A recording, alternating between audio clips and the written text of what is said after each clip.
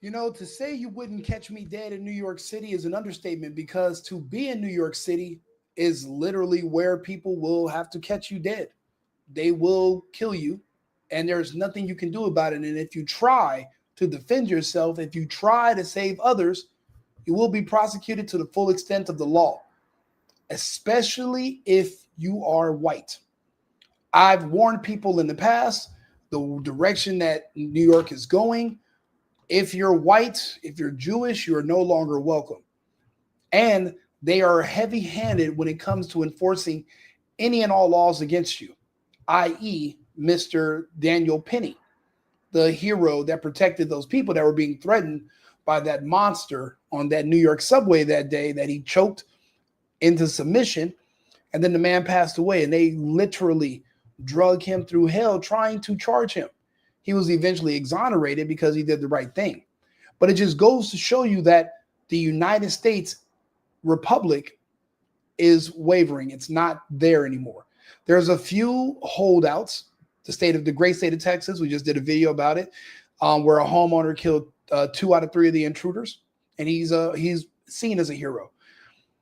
But this is New York City. And in my opinion, this man is a hero, but they're going to lock him up. Now, they couldn't charge him. They couldn't lock him up for shooting the muggers. So what they did was they went into, well, what gun did he use? And they're charging him over having an unregistered firearm. Now, if this was someone who was Muslim or someone that was black or Hispanic, they wouldn't have even brought, Alvin Bragg wouldn't have even brought the charges against him. But remember, this is a very highly racist administration being ran in New York, where they hate white people. They blame them for all their problems. And that sentiment is spreading amongst these communist cutouts that we're seeing in the United States. And people don't seem to realize where they are. I keep telling people you got to be mindful about who you are, where you are, and where you choose to live, because that can determine your future. The United States is not 50 states that are the same. You know, each state is pretty much its own separate country. And in this particular country, in this state, if you're in New York City and you're white, they don't want you there anymore. So they're going to do what they can to scare you out. I'll let you guys listen to the story. How did you feel about the outcome of today's court appearance?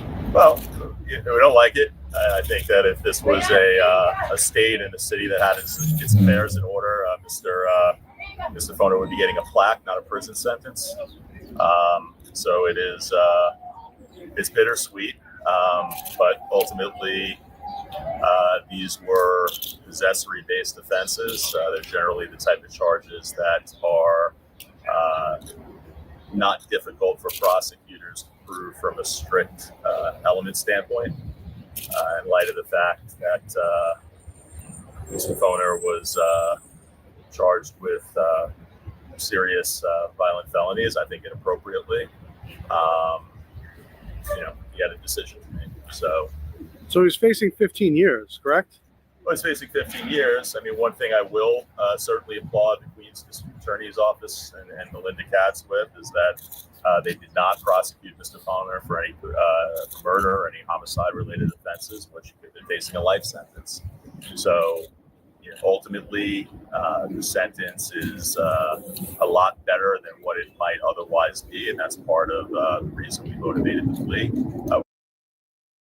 It's a crying shame that you have to be grateful that you weren't charged for defending yourself. Just let that sink in.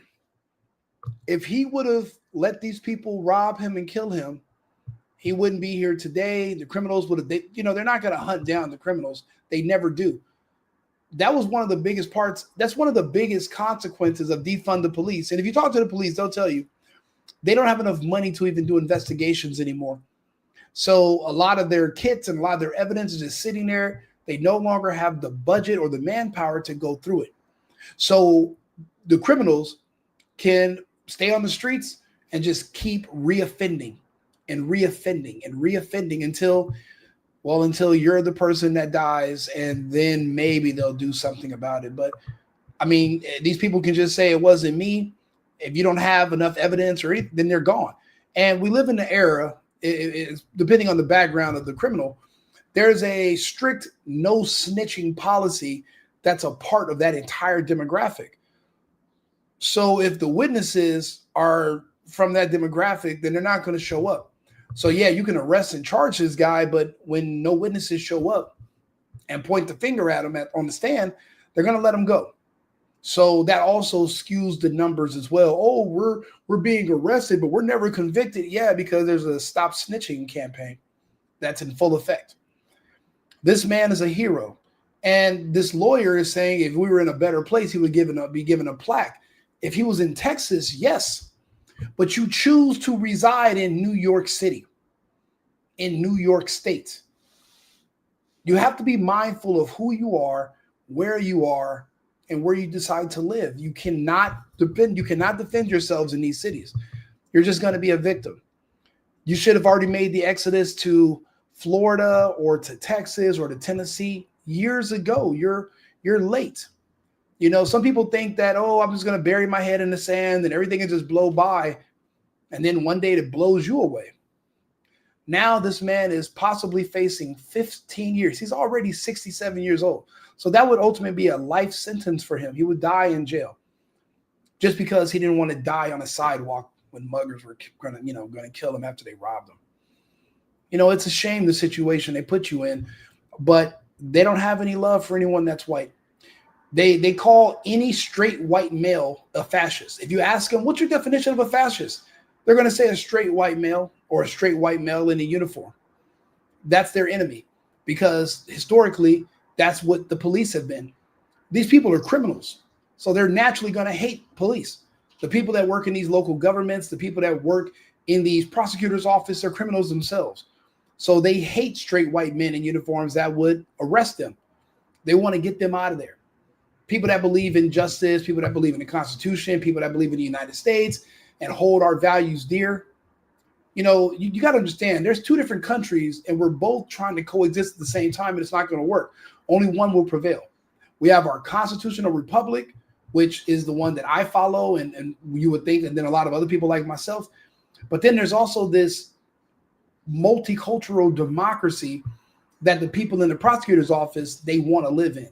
And they're trying to swap out the republic for this democracy. That's why they keep talking about a threat to our democracy. We're not a democracy. We've never been a democracy. But they want to live in this multicultural democracy that's basically where the illegals and the criminals and the gays and the blacks are in charge.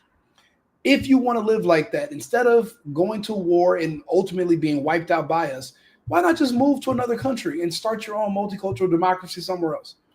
But you're not going to take what's ours and try to build it here. We're losing a good man if he's sentenced. He's 67 years old. He's a senior citizen, and they're going to lock him in jail for self-defense just because they're looking for other reasons to charge him because they couldn't charge him with murder. Because they saw what the jury did about Daniel Penny, so they're not going to convict you over being self-defense. But they're going to find out the gun he used wasn't registered, so we're going to get him that way. So it's not about doing what's right. It's about getting a win. It's about getting another white straight male off the streets. And he doesn't have, just like Daniel Penny, they don't have any idea what's going on around them. They're probably liberals or have liberal tendencies, and they believed in BLM and they marched and they put their fist up and they were all until the tables turned on you. Until they turned on you. You thought all that virtual signaling was going to save you when the monsters come? When the monsters want your head on a stick, you thought all that virtual signaling was going to save you? What a joke. You know, and his attorney's disappointed, but I mean, there's like, well, at least when you get charged with murder, you shouldn't have been charged with murder in the first place. You were defending yourself from robbers, and it's verified these were criminals robbing people. And they were going to, it's a 50-50 chance they're probably going to kill them too. And then where are the police going to be? Where are the detectives? There won't be any detectives. Nobody's going to get arrested. They're not going to hunt them down and be sleuths. Ice-T from New York, SVU is not going to show up and look at a strand of hair and say, oh, wow, this belongs to this guy. They're going to go do his fingerprints. And all. It's not how it works in the real life. It's not how it goes. You just be another victim. Get the fuck out of New York. I don't care. I don't like New York. I'm not going there.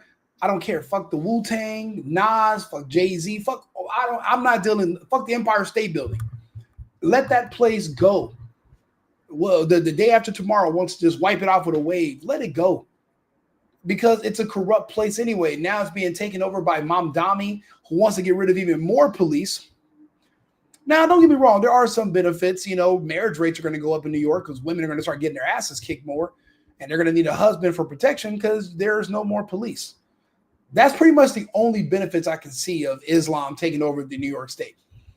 But the issue I have is the whole communist stuff part. He's not going to be able to do it, but to snake and fraud people by, you know, promising them a bunch of stuff you can't do, it's disgusting. But because of someone like Mamdani, white men like him, heroes, are going to always be sacrificed. They don't love them. They don't want them there. You'll see in the coming months what they start doing to more and more white people. And I'm going to report on it because I'm from a communist country. I remember what they did to the white people in my home country. And that's why when you go to Cuba, all the Cubans look like me. You go to Florida, all the Cubans look like my mom. There's a reason why. They use this whole, well, communism is the cure to racism, and that's how they sell you on it. But it's really just a trick to get you to go out and do their dirty work for them and go against the people that are actually going to fight back, that could have the power to make changes. But you know they say a hard head will make a soft ass. So some things you're gonna have to learn the hard way. Like and subscribe, share the video. Right wing Rico, the single boyfriend. Remember, America first, America only. I've been needing to find a new apartment, which has not been easy with credit as bad as mine. Luckily, I found cosigning.com. They connected me with a cosigner who helped me get my dream apartment for me and my dog. I just paid a small fee and was able to move in fast. Get the cosigner you need for the apartment you want. Check out cosigning.com today.